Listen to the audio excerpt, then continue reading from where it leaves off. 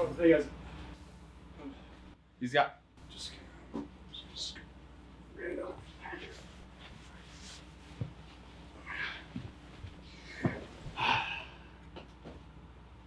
Right.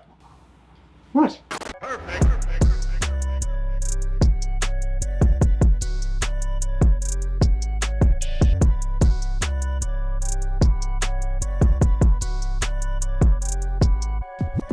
Hey everyone, we are the Samurai Men in Black.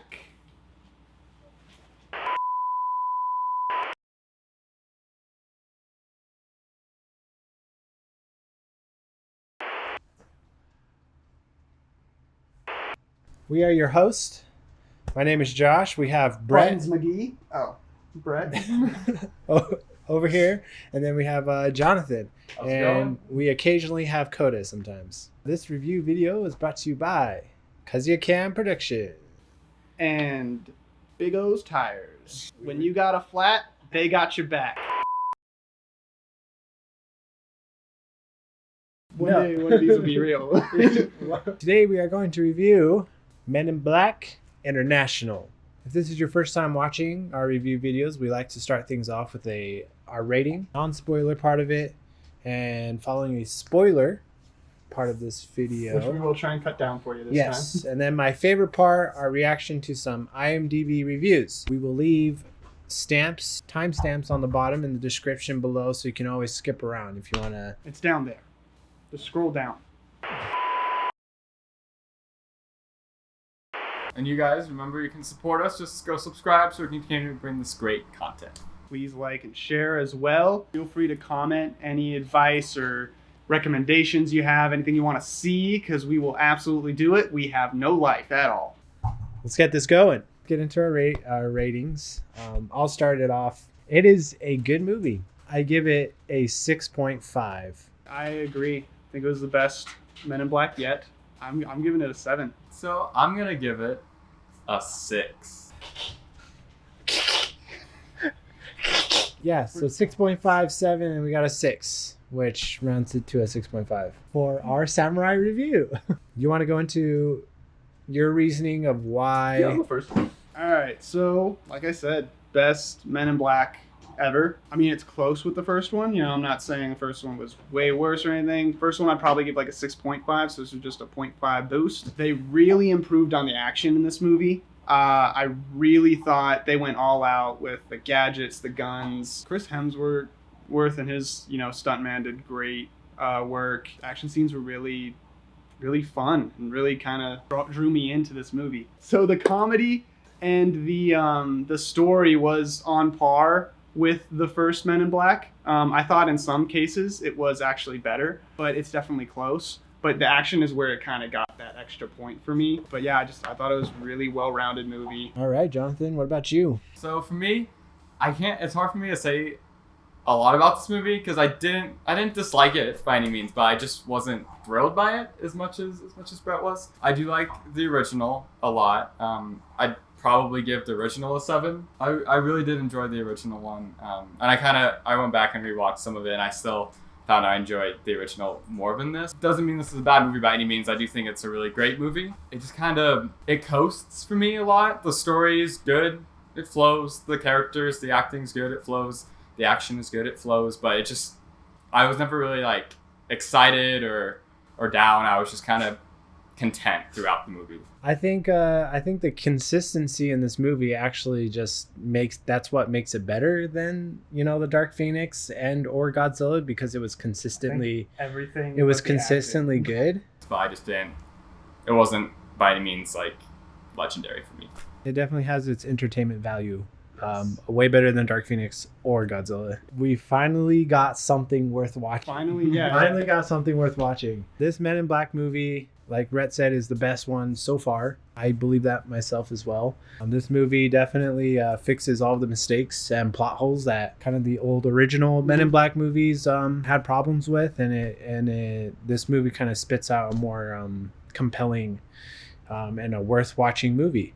Even though it's like this movie's set in a universe that's already been kind of set up years ago, you definitely get a different feeling or a different feel of a universe. They were allowed to play around a little more. It deals internationally, so there's a little bit more that are thrown into it, and that's what kind of has a little bit of a problem. It's a little bit overwhelming at some points than the first Men in Black movie, but the story's simple enough that you shouldn't have any problems following it. Yeah, this movie by no means is going to be an eye-opening experience. Like wow, this is so different. It can even be sometimes a little cliche, but it does it in a good way, in the best way you can do a cliche, I guess. And it's not an entire cliche. They still have original moments. They still have fun moments that make up for that stuff. But yeah, if you're don't go into this thinking that we're like talking it up to where it's a. That's what I'm saying. Like this movie wouldn't have worked necessarily as well if like it didn't have those other Men in Black movies, and that's what kind of pushed this movie a little bit farther out. Specifically the first one. Yeah, specifically the first one. Yeah, doesn't leave any like open endings or that kind of stuff. In the first 20 minutes will show up in the last 20 minutes.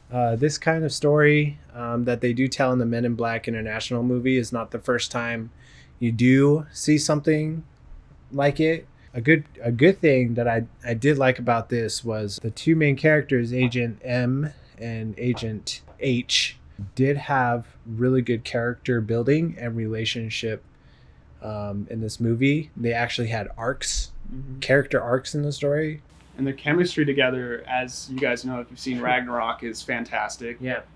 They work so well together. Like what Brett said, lots of good payoffs. You do see come kind of in the full circle, and we'll obviously get more into that into spoilers. I also, actually, before we go on, I thought also the callbacks that they had in this to the original was actually it was done well, where it was respectful but not overdone. So it wasn't like Zoolander 2 where it's just like a bunch of cameos the whole movie, but they did pay respect to that, to those older characters, which is nice. And then one last thing, just like, don't go into a Men in Black movie expecting, reason and logic. You go in for fun and entertainment value, and they deliver. You can't make aliens make sense, How are you supposed to do that? And so just make it entertaining. They actually do it pretty well. Oh yeah, that was the thing. Villain. Oh yeah, the villains are freaking gorgeous, man. Yeah, they look so. That's like a wallpaper. Yeah, I wish I can be them. They were like breakdancing and stuff too. Like that was freaking dope. Yeah, villains were great. They actually had a motive, and that comes out to a samurai review of a 6.5. We're getting into the spoilers. So spoiler warning. Don't worry, we're just gonna wipe your memory, anyways after this, so you won't. Shablank. Yeah, because we got the glasses and you guys don't. So. All right. So one of the things I pointed out in my non-spoiler was that the action was, I think pretty far superior than the first one. And the first kind of action scene you see is Chris Hemsworth, Agent H, is in this like club, this alien club, and he's playing a card game. And then they like try and assassinate him. And he like flips, he like does a backflip over him, and it's like a really cool fight scene just to start it off, and you really get the sense of like, oh, this character is kind of supposed to be like the hot shot. Yeah, he like throws snakes at people's faces, and then like, yeah, I don't know, all the movement to the choreography to it was great, and you don't really get that kind of melee type battle with like alien. Using an alien as a weapon in the original, and that was a nice little touch. And it was early on, so you're already thrown into it, and you're like, oh, okay, because that caught me off guard when I watched it. Yeah, that sets up Agent H's character, but you do see him before when Agent H and High T. It starts off in Paris, and they're going to take care of the Hive, and the Hive is like some alien that wants to control everything. The Hive's coming in, and then you just see this burst, and then he gets knocked down. He flashes the two couples going down the elevator again. He goes up the other elevator, and then gets back up. Yeah, gets back up with High T. He's like, I've been waiting for you. What took you so long? Liam Neeson, by the way, did a great job. So, and that was actually one of the moments when I was watching it. I was like, this is kind of pointless. Yeah. They just wanted to show him fall down an elevator shaft for like a cheap action scene, but it does kind of come back later because, as we're in the spoilers, Liam Neeson does become basically, he's a Hive. So this is a positive and a negative because you find out that he is the mole, which is kind of like the whole storyline, like, you know, for the last half of the movie. And he's basically, the Hive has taken him over and is pretending to be him. No one really remembers what happened.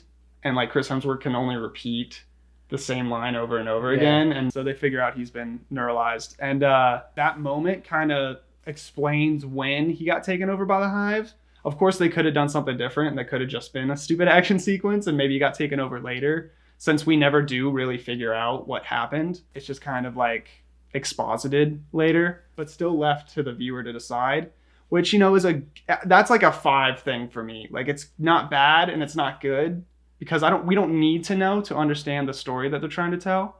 But it would be nice to see. That elevator scene allows us to kind of be like, oh, okay, maybe he fell down the escalator, and that's when the Hive got him, because they hit Hemsworth, so they'd probably be going after Liam Neeson next, and that's when they probably took over him.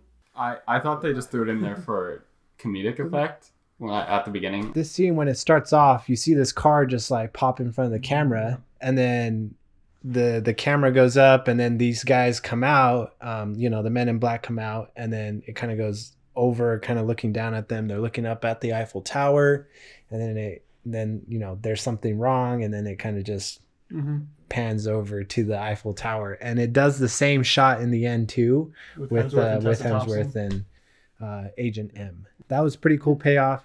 There's a good bit of symmetry in this movie. Yeah, and I thought it's fun to watch. Then it kind of leads into Tessa Thompson's character. Before you get Agent H's character, when he's throwing snakes and doing flips and stuff, you get this little girl with her parents kind of downstairs, and there's like some kind of noise going out in the back, and it turns out to be an alien, obviously. Yeah, Men in Black show up and they flash the parents, and then you kind of saw this part in the commercials, but it doesn't get her. And the alien, it's like a little monster alien little guy. Gets in a window. Yeah. And then she lets him escape.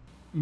And then he says something to her. She says her name. She's like, "Oh, my name's Molly." And then he says something in alien, obviously. And then he just jumps out the window and leaves. And then that kind of leaves it there, where she already has like a pretty big like curiosity in space. Like, her whole room is decked with like astrology and stuff. And then it cuts to when she's older and she's like applying for like the FBI and the CIA. Yeah, and she's like trying to be like, no, I want the alien one. So that was one of the funny moments. Eventually, she's like working this call center job, and she gets that, or she hacks into like the Hubble telescope, which I thought was like kind of. I feel like someone can't really just do that, but I was like, okay. I mean, if the Men in Black agent, she's good enough. She was high enough to be like all of her. Yeah. She's top in her class in all the CIA and FBI stuff. I mean, one of the cool things about, you know, following Agent M in this is one of the ones that are different. So instead of following MIB from the inside out to where he's trying to recruit out to someone, you find someone trying to recruit herself in. Yeah. And that's a different story with the same kind of concept, and it's done really well. But basically, eventually she gets in. Yeah, she finds this invisible kind of wall that the Men in Black have created, and she figures out that she can walk through it, and then there was a pigeons unauthorized alien landing. Yes. What's his name? Teddy or I'm going to see my kids, man. Yeah. It was like he was like the cliche green alien guy. It's so getting funny. Arrested. It was pretty hilarious. And yeah, so I mean, she kind of like follows them back to their base and walks in, and then, you know, gets caught, obviously, because it's a secure base. But that's when she kind of gets interrogated by, you know, the boss, who I thought she did a really good job too. I don't know her name or anything, but the high T of the New York branch. There's some cool moments between them two, but basically she convinces them that, hey, I found you. I'm perfect for this job. She's looking over like all her records, and then she's just boop, accepts, and then she's part of the agent now. There's a cool gear up scene. The gear up scene was pretty dope. It was good, and she picks up the cricket for the camera. She goes to London. Yeah, so she's been assigned on like a on desk job. Like she's on probation. Yeah. She's not allowed to go in the field quite yet. She goes on this really nice train ride. Oh, the trains are dope, but so she goes down into this. It's basically a subway station, and the subway station again is really awesome, and it's a fun way to see them travel. Yes, but she goes down and it looks like a normal subway, but there's like obviously agents and aliens in the background. So it's like the Men in Black subway. Like no one else is going in there. And there's this normal train car. And then all of a sudden it transforms into this like super Men in Black techie train car. And then I'm like, why'd they do that? Who are they hiding from? There's no one, there's aliens out in the open and they're like, I hope they don't see our super high tech train car. That would be wild. Our model train sets would. Oh, the sales. Like, what are you worried about? But then once she gets on the train, she goes to London, and then she gets off, and it doesn't change back or anything. And you see people get on this like newly formed train, and it's just kind of one of those scenes. Yeah. And it has a couple in there, but it really doesn't have a lot, which is why I rated it a 7. But I'm not going to ignore bad scenes. It's just one of those scenes that didn't have to be in there. Then they get to the London place, and she steps out. They have like the whole scene of them walking. She's having orientation. Yeah. And then Chris comes up. Slow-mo. Because of the one alien that like slows down. Yeah, it was a quirky, funny scene. And then one guy yells like, "Stop, Karen!" And then it kind of introduces that kind of attraction that M has to H, which they don't like push it in your face, which I really appreciated. Chris Hemsworth, from the brawl that he had throwing snakes at all these people, he's running late because to this meeting, and then he shows up in the meeting, and High T kind of has his back and defends his back all the time because they've basically stopped Hive together at this point. They have like a father-son relationship. Even though he's an alien, there's still like a little bit of the human in him this whole time, they reveal at the end. So yeah, it still has that lingering connection, and at least for H, it's still the same. And so there's this other guy, Agent C, who's very jealous of Chris Hemsworth's looks. He basically plays the one you're supposed to think is the mole. There's a kind of cool dynamic that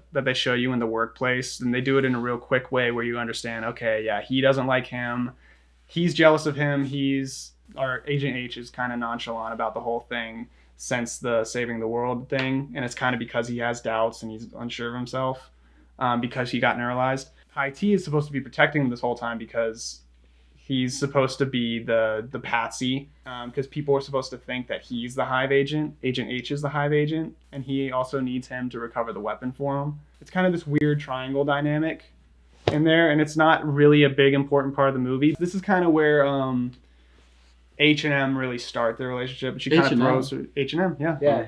And they start a business together. They sell clothing to hippies.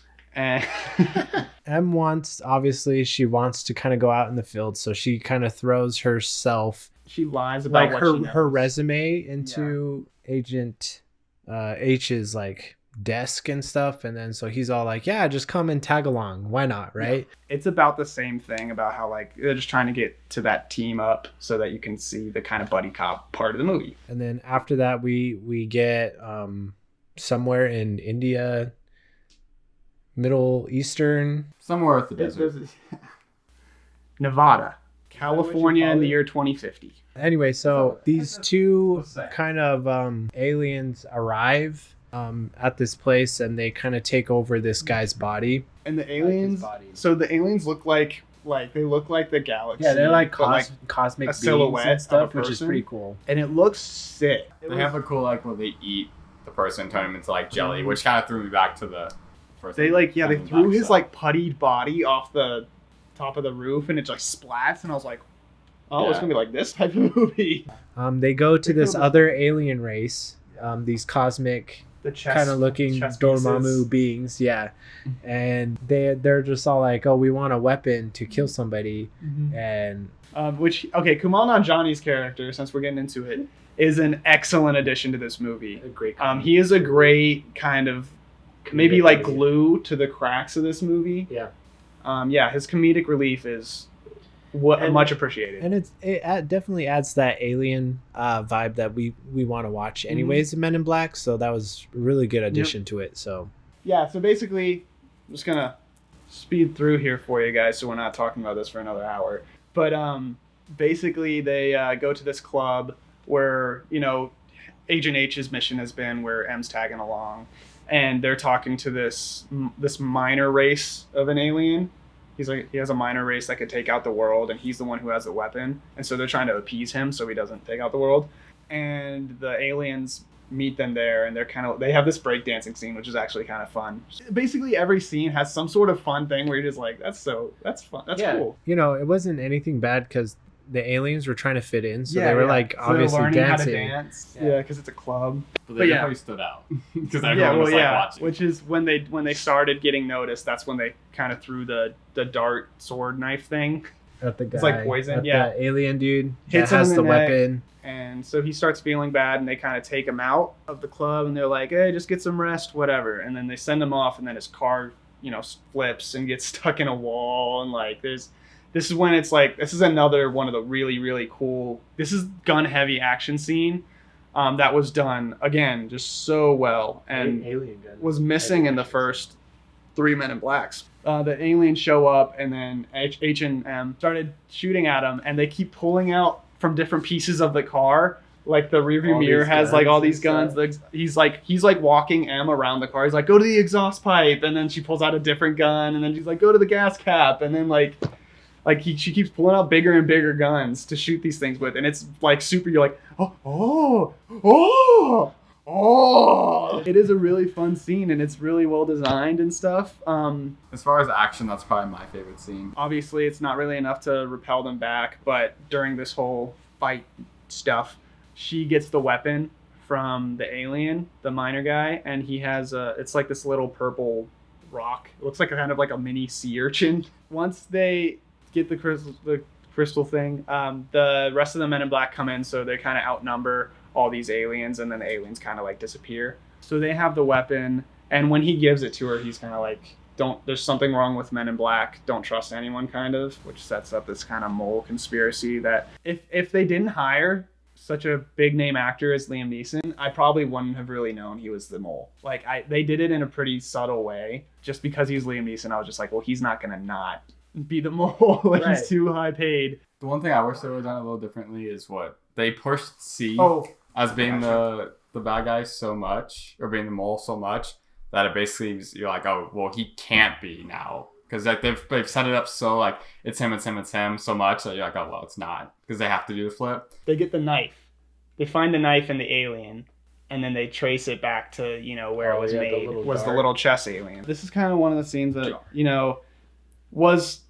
it was supposed to be funny, and it was pretty funny, but it just didn't really make sense with the film. So they get there, and basically everyone's dead except for Kumail Nanjiani's Pawnee character. Like, the queen's not dead yet. The queen has her one last like eye kind of like, moment. And I'm like, how quickly did they like kill? And then they just left, and then they got there. Did no one see each other? Like, they're supposed to be looking for both of these, and they could have just had everyone dead, It wasn't necessary, but it was a funny moment where he was like, I must serve my queen. Oh no, she's dead. Like, yeah. No, I'm going to kill myself because my queen's dead. No one talked me out of it. But eventually he pledges his loyalty. It was funny. It was a good bit. So the Men in Black start flooding in into the city because they're all like, oh, Agent H is up to something. And this is where he kind of gets like framed, and High T's all like, oh, you got to watch out. You're going to there's a ton of like Men in Black people are coming to get you. Yep. This was right after he found the weapon in M's pocket. Yeah. Kind of like pickpockets her. So now they're both in on what this whole deal is. And there's a cool bike race scene through the city. Mm-hmm. That's really cool how he learns to ride the bike and then saves them at the last moment because the other aliens are now catching up to him. And this is when he gets the bike. This is when you meet the beard guy. Yeah. Yeah. The beard guy's really cool. He's this alien guy, and then he has another alien on his attached to his face as a beard. And it's like, yeah. And he's like he's funny. He's like a sassy little dude. They meet the person, that's who gives them the bike, and then he gives them a water bottle right before he leaves. So he runs off, saves M from the, cosmic alien things, which at this point they have basically set up, or High T has basically been like, this is the cosmic aliens are hive controlled. So it's actually the hive that's attacking. Oh, yeah. Okay. So he's trying to, you convince the audience that this is the hive. So this whole time you're kind of thinking, oh, they're the hive. They're trying to get this weapon to destroy the Earth. After they kind of get away from the Men in Black, they kind of get stuck in the desert. They end up in the desert breaking their bike. At first, she presses part of like one of the tips of like the little crystal weapon thing, and it turns into this blue, like this compressed blue star in a gun weapon. Insane. And they put it on the lowest setting, like a 0.001. It was like 0.01. And they're like, okay, test it out, and it goes obviously, and then you go, and then they're like, do you think they'll notice? And then they have a falling out between the two characters where they're kind of arguing about like who got them into this mess, kind of who's lying to who. They're doing this kind of as they're fixing the bike, and they're not talking to each other, so they're using Kumail as kind of their messenger owl. Kumail just adding stuff, and then at the end he's like, she says thank you, but another thing that kind of brought on this mistrust issue was the beard alien was hiding in their water bottle, and he steals the weapon. So that's kind of why they're like at odds, because they're kind of blaming each other. So basically they get the bike fixed, and they have this kind of like stealth operation where Chris Hemsworth's going to distract his ex-girlfriend, who's this alien with 3 arms, which is dope. And they Chris Hemsworth pretends to be like, apologizing to her and kind of like, oh, I missed you kind of thing. We did have a connection back in the day when my operation was to just infiltrate like your black market kind of thing, and then she's all like, oh, you're such a liar. I just got this weapon. Clearly you're here for that. And he's like, what weapon? What? No. But he does gift her a weird little alien dude, maybe named Pawnee. Yes, that's kind of the plan. Pawnee kind of sneaks out and distracts the lady while, so then Tessa Thompson gets to the weapon, but right when she gets to the weapon, and now they fight over it, kind of. And the fight there was cool, too. Yeah. It's just like punching him with a back. She kind of like ties her third arm and to this like pulley system. That's how she gets her like trapped. Because she's getting wrecked. Which also you do get the bodyguard, and Chris Hemsworth fighting him at this point, and then you get this. Really, for me, I'm just all like, was it necessary? Where he gets this little hammer from the ground and throws it. Because for Thor. But it was Mjolnir, man. It's not in the same universe, but there shouldn't be any kind of like hint to that. I still thought it was. I even went into the movie. I was like, man, I hope he holds a hammer. If he holds a hammer, I'll be happy. So he throws it. I was like, that was an amazing catch. And then he just gets wrecked. But this bodyguard he's fighting, like this is one of the things where it's like it's a cool payoff, but it's an obvious one. Yeah, the first time you see the bodyguard, you're just like, oh, that's clearly the little alien that Molly kind of set free in the beginning and stuff. And then at the end where the alien sees Molly and Molly's all like, oh, you're that race. And then she says the word that the alien kind of gave in the beginning.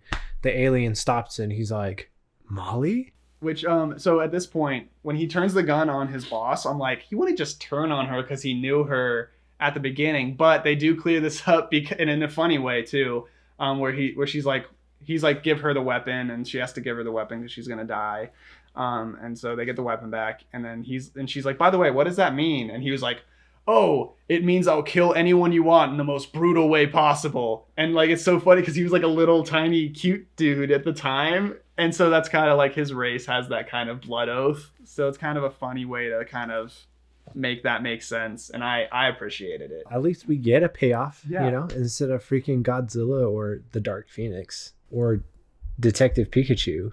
So basically they get the weapon and they're about to escape, but then the cosmic aliens show up again, the fake hive, and they kind of reveal that they actually weren't trying to kill them this whole time, which makes sense because you're like, your powers are pretty good. Yeah, dude, they're like, they can morph things. Yeah, they jump through buildings and then they keep the buildings like. That was really cool seeing when they jump. Like that was another unnecessary moment, but it was cool visually to see. And you're like, but yeah, so they kind of reveal like we need it to save our race, and they're kind of like, what do you mean? Like you're trying to kill us? And they're like, we'll do what we have to do, and then they're about to kill him. This is an Ex Machina moment, which I'm not a huge fan of. When it's done well, it's good, but this was kind of the payoff for this wasn't. It was better than Godzilla. I mean, there was like 50. Because this is the first time. They only did it once. Yeah. They basically like electrify them to death with like all the people in Men in Black. But the reason he did that, he killed them so quick, was because he's trying to cover up that he is Hive. When they have like something bad, it's like for a good reason. They kind of go back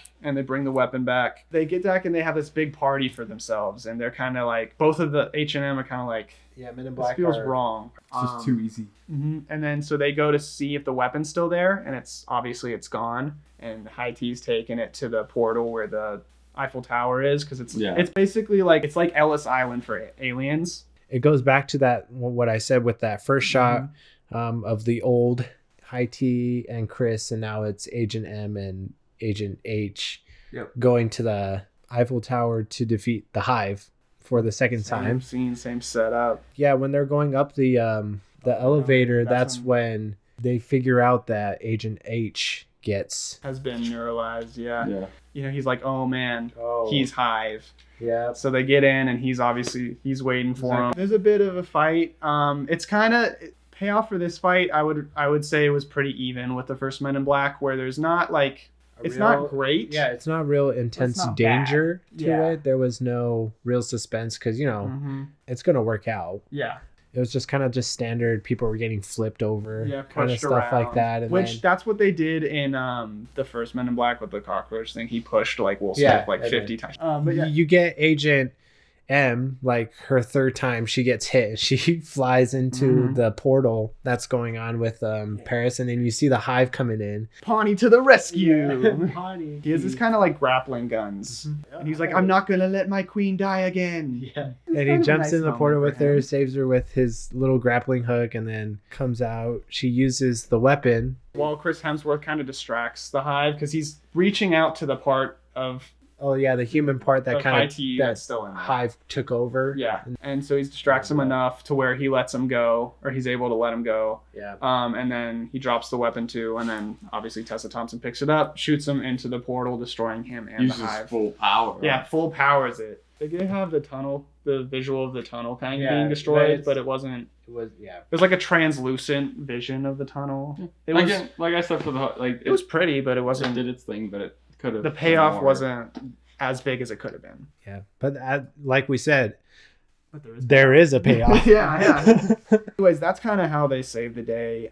They go back. She kind of goes back to the American branch, and he's kind of now the new High T of the London branch. So yeah, they have kind of this bittersweet split up, and then they have one last ride together where she actually gets to drive the car. And I mean, that's pretty much the movie right there. And that comes to our conclusion for the spoiler part, and we're gonna move on to our next segment, which is IMDb's. Well, guys, they're getting worse. It's so bad. This took me 5 minutes, and there were multiple times where we were like, "Oh, no! Fasten your seatbelts. It's gonna be a bumpy ride." So we're gonna start off soft because there's some hardballs in here, so we don't want to just real cringy. So this first one is 3 out of 10, saying they forgot what made it successful. 97 film was a classic, well written and acted. Says that the sequel does more CGI action than writing. They're complaining about CGI, and it's like it's a movie in 2019 versus a movie in 97. There's gonna be more CGI, and it looks better. It does. Objectively, this movie looks better. The other thing is they say that there's a lot of, hey, look who's in this movie stuff. There really wasn't. If anything, they underdid it, you know? I mean, if you add up the total seconds of how many, like, cameos they have, I would say under 20 seconds. I was thinking he's talking about, like, cameos, like, look who's in this movie from the old movie. Oh. Well, that's even less. But it's just barely a picture, and that was like 5 seconds. Yeah. And then if he's talking about the actors, then I say, like, is it bad to have good actors in a movie then? Yeah. So that's a weird complaint. Right. So they said they wanted less actiony stuff, and then it could have been a decent film. Oh, this guy's a party pooper. Party pooper! Party pooper! Get out! We got you, you party pooper! Get out of this party! This YouTube party! You don't want to have fun. But seriously, that was the most fun stuff. Yeah. That was what made it more fun than the first one for me. I thought the action set it above. That's what kept it a really good pacing throughout this movie, was because of the action. There was a weird review, but like I said, starting you off soft. I'm trying to ease you in here because it's about to get bumpy. I'd like to give you a warning. You are now in the splash zone of racism, so go ahead and put on your white ponchos because you're about to get wet. This one's a 3 out of 10 as well. It says geared toward 13-year-olds, like most movies nowadays. So you're already like, this old guy. Also, this movie was not geared to 13-year-olds. The skin suit, when he melted the guy, that grossed me out. Yeah. I'm 23. That's grossed me out. No, it's a lot more intricate stuff in there than 13-year-old. But this is a movie for teen kids. And I'm going to read you the whole thing because it's just beautiful. This is a movie for teen kids, like most movies are nowadays. It is sad that they don't have any movies for us over 40. You know, us really, really old folks. So for this movie, if you're an ethnic teen girl that likes rap music, this movie is for you. What the f***? First of all, there's one rap song in this entire movie. Also, Men in Black, the first movie, had a rap song too, and also had a black character. So what are you talking about? And because there's one black character, you're gonna be like, whoa, pump the brakes. Okay? We're giving them, like, movies now? What the hell? Like, what the... Shut up. That is... All right, we're going to go look at his stuff. Yeah, let's go see what else he has. Because there's got to be some bull... So, Avengers Endgame got a 5 from him. As you know, we gave it a 9, 10, 10. But this person gives it a 5. Says it's an okay movie. I think the point is just, it's not a 5. It gets worse because you go to Shazam and he brings up the freaking age again. He goes, you have to be 8 to 14-year-old. An 8 to 14-year-old will love it. No, you don't. No, we loved it. I enjoyed the crap. Did you like it too? Yeah. I enjoyed Shazam. It was a fun, good movie. It was actually my favorite DC movie so far. Yeah. This movie is not much for adults, but definitely for the kids. The humor is, well, pretty bad for the most part. Except for, once again, if you're a child, you will love it. If you're over 25, I would say, none of us are over 25. That's the problem. I'm 25. I'm turning 25 this year. See, you're gonna hate Shazam on your birthday. You're gonna be like, Shazam was a bad movie.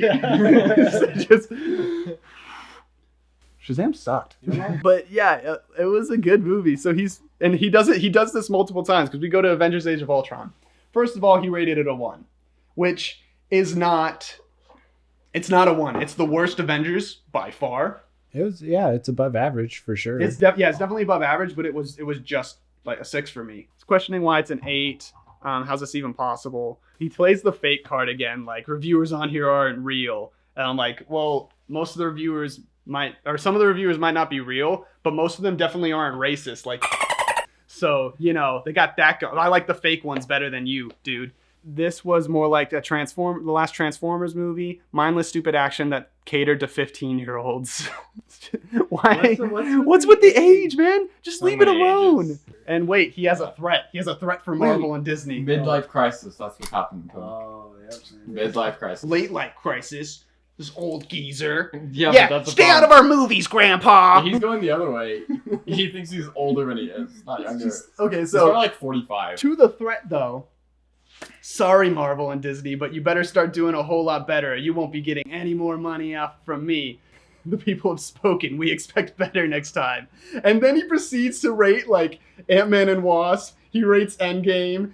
They got more money out of you, dude. And they don't, even if they didn't, I think they're fine. I think they got plenty. Us, 1 out of 10.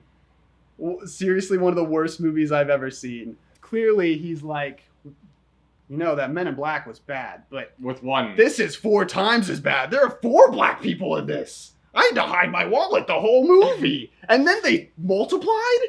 There were 8, technically. It was scary. It was too scary of a horror movie for me.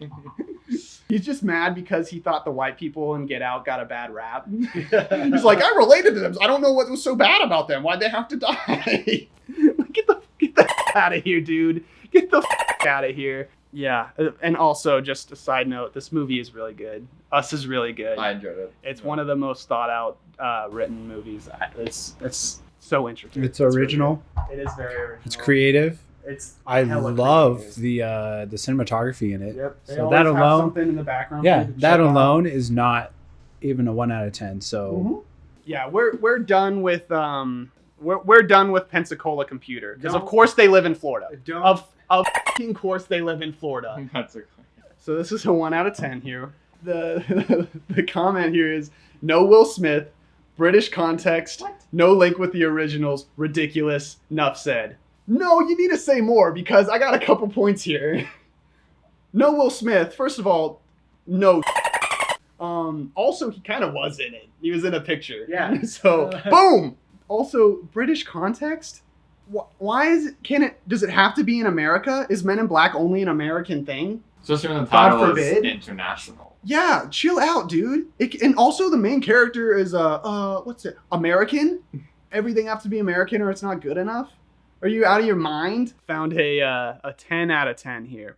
Not the best film ever, but rating is far too low. Stop doing this. Stop it. Your rating's not going to make it. You're not. Yeah, there's thousands of people that have rated this. No one gives a. You're rating it 3 points higher than it should be. Isn't going to change nothing. Okay, get over it. Move on. Rate it what you think. Then say why they're wrong in your review. So we found this one profile. Hillary Swank 2011. The bio in this, like I had to click on it. So it says I'm a purely independent and professional film theorist and practitioner who work internationally, and also a senior IMDb editorial member. And look at all those accolades. Freaking boy. We're actually looking into seeing something, really like a genuine critic reviewer. That knows what they're talking about, right, Brett? We go into the Men in Black review, gave it a 10 out of 10, right? Yeah, so also don't even try and read the review. It's kind of, she kind of just gives you a summary and doesn't really review it. I'll just pull it up anyways. Yeah. I'll scroll through it. You can read it really fast if you wanted to. It's basically just saying, like, this is what happened. Then, so also says Agent H, Chris Hemsworth, is the Agent K's role in the new film. No, he's not. He's like Will Smith, more like. Yeah. There just isn't a K in this, really, unless you're talking about high T. But like, yeah, neither of H and M, neither were K. K was very like, the by the book kind of serious kind of guy. Neither of them were very serious. Okay, this is where we get into the question of, is this person real or not? Because as we go through these... Did they even watch the movie? Yeah, like, I don't think you watched the movie. I don't know who you are. I don't know if you just typed that in to say that you're a senior IMDb editor, because you can type that in. But either way, they review a lot of things. So we're going to look at some more of them. Godzilla, 10 out of 10. Best Godzilla film. Best Godzilla film. And then she always tries to do these like poetic quotes. Primitive man saw these creatures, and you want to give them presents that would make him drop to his knees and bow to this god. And like stuff like that. And they have like an Edgar Allan Poe quote later. Just like, you trying to cover up your stupidity with some poems right now? Is that what's going on? Well, stop, man. We got you. We can see your rating. That's all we needed. So yeah, that's 10 out of 10. Avengers Endgame. It must be a 10 out of 10, right? 1 out of 10. And here's the thing. 1 out of 10. I read through this whole thing because I was very confused. And as you read it, just know when you get through it, it's going to be more confusing. So if you read through this, it makes no sense because she talks the whole time about how Thanos is the perfect ultimate antagonist, right? That is her justification for giving it a 1 out of 10. She said because he was so good of an antagonist, he should have been the protagonist, and because he wasn't, it's a 1. Okay. And then you go down to Infinity War, and she Another says one basically the same thing, but Thanos was the protagonist of Infinity War. The directors even said so. They said they made it so this was Thanos' story. In Endgame, she wanted the antagonist to be a protagonist, but Avengers Infinity War, she wanted the protagonist to be antagonist. Yes. Does that make sense She to you guys? She said that like the villain wasn't villainy enough, which is what makes villains good when you can understand their drive. Because the best villains are villains that aren't villains. But like that's what made these movies so good. And she kind of like, it's a really long drawn out. You can look her up on IMDb and go look at her stuff if you really want to. She spends like, it's a full on like 1 to 2 page essay that she writes on this movie, claiming that Thanos is so great of a protagonist or antagonist, and then rates it a 1 out of 10 and doesn't really explain it. We ain't done. because we know we're gonna pick on the IMDb one. We got 4 more we want to show you. We're just gonna do it in kind of like a little speed round because there's not much else to say other than So, Josh, you want to start us off?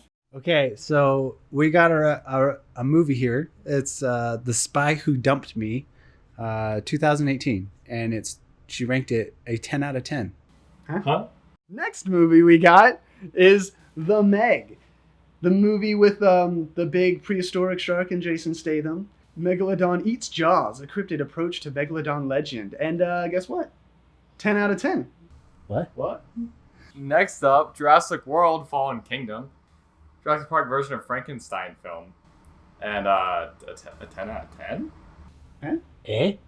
Pirates of the Caribbean, Dead Men Tell No Tales. By far the worst one. Right. The future of theater structure is going to be more like an amusement park. The rating for this, ready? The rating for this, 10 out of 10. What? The film is a kind of attraction like Disney attraction facility Of the same name rather than pure film that audience is just sitting there to see. Did you see it on a roller coaster? What are you talking about? What are you saying? You're a senior editorial member of IMDb. And also, just a side note, we just showed you some of them. Again, feel free to go check her profile out. 10-5-1. Yeah. Everything. 10-5-1. I think she got it backwards. I think she's going golf rules on this. But yeah, so we just thought we'd end it there with the IMDb editorial board, senior editorial board member for you guys. I mean, can't get better than that. That's a review for IMDb or Men in Black. That's our reaction for IMDb, Yes, but this is our review for Men in Black. Perfect.